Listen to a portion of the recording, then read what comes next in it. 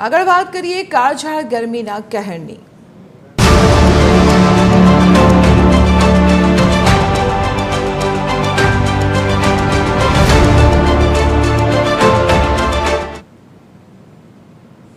અમદાવાદમાં આગામી સપ્તાહ કાળઝાળ ગરમીનું રહેવાની શક્યતા છે। હવામાન વિભાગની આગાહી મુજબ 10 થી 17 મે દરમિયાન તાપમાનનો પારો 46 ડિગ્રી સુધી પહોંચી શકે છે।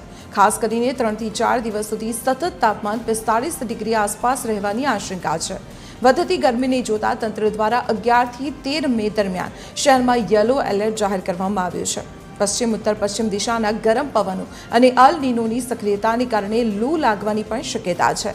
છેલ્લા 5 વર્ષના આંકડા મુજબ આ વર્ષે મે મહિનો સૌથી ગરમ રહેવાની શક્યતા છે, જેના કારણે નાગરિકોને બપોરના સમયે સાવચેત રહેવા અપીલ કરવામાં આવી છે।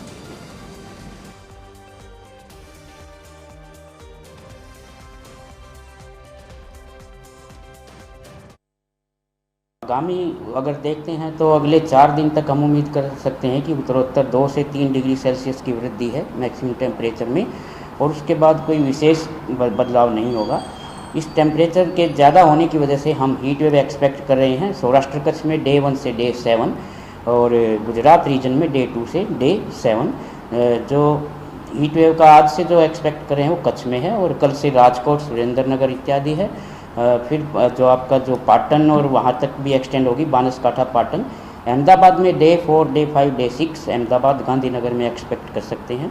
इसी तरह से सूरत और बड़ौदा की अगर बात करें तो 3 और 4 में वहाँ भी आइसोलेटेड हीट वेव की संभावना